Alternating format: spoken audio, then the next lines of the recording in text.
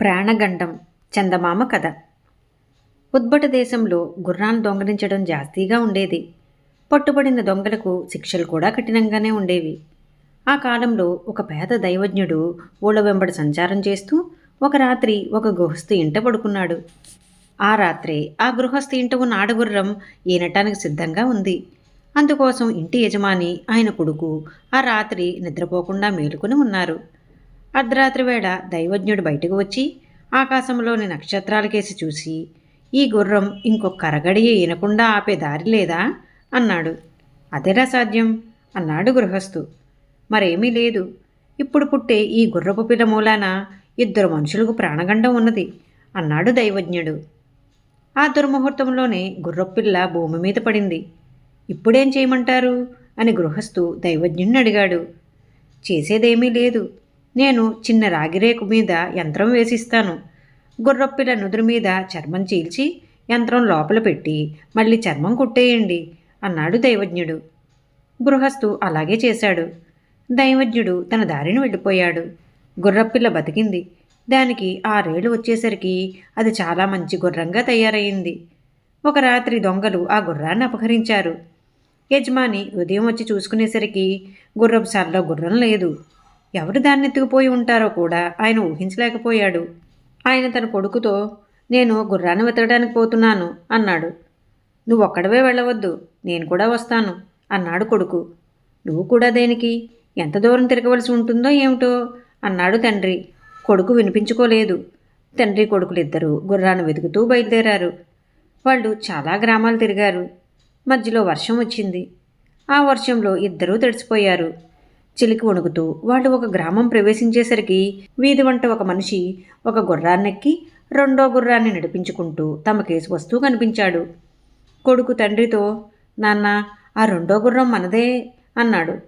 ఎలా చెప్పగలవు అన్నాడు తండ్రి. మన గుర్రం నా గుర్తే నాన్న అన్నాడు కొడుకు. వాళ్ళు ఇలా మాట్లాడుకుంటూ ఉండగానే గుర్రాల వెంట ఉన్న మనిషి మధ్యలో ఆగి ఒక కమ్మరి దుకాణంలోకి ప్రవేశించాడు. మనం కూడా అక్కడికి పోయి గుర్రాన్ని సరిగ్గా చూద్దాం అన్నాడు తండ్రి. ఇద్దరూ కలిసి కమ్మరి దుకాణం దగ్గరికి వచ్చారు. కమ్మరి రెండో గుర్రానికి లాడాలు వేయబోతూ తల ఎత్తి తండ్రి కొడుకును చూసి, తడిసినట్టున్నారు, లోపలికి వచ్చి కొలుము దగ్గర కూర్చుని చెలి కాచుకోండి అని వాళ్ళను ఆహ్వానించాడు. తండ్రి కొడుకులు కొలుము దగ్గర కూర్చుని గుర్రాన్ని పరీక్షగా చూశారు.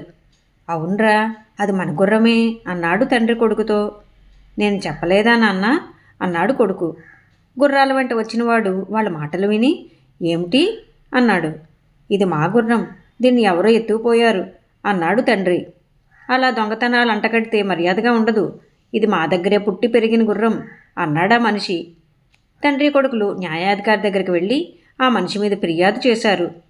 న్యాయాధికారి పిలిస్తే ఆ మనిషి తన వెంట మరొక మనిషిని తెచ్చాడు.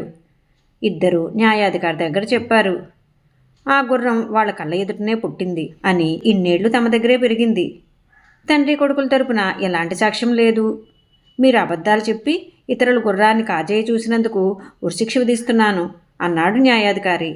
వాళ్లను ఊరు బయట ఉరి తీయడానికి భటులు తీసుకుపోయారు. ఊరికి సన్నాహాలు జరుగుతున్నాయి. ఆ గుర్రం పుట్టినప్పుడే దైవజ్ఞుడు చెప్పాడు, ఇద్దరికి ప్రాణగండం ఉన్నదని అన్నాడు తండ్రి. ఆయన గుర్రం తలలో పెట్టి కుట్టించిన యంత్రం కూడా ఎందుకు పనికిరాలేదు అన్నాడు కొడుకు. అవునన్నట్లు ఆ యంత్రం ఇంకా దాని చర్మం కిందే ఉండే ఉంటుంది అన్నాడు తండ్రి. తమ సమక్షంలో ఉరిశిక్ష అమలు జరపడానికి న్యాయాధికారి స్వయంగా వచ్చాడు.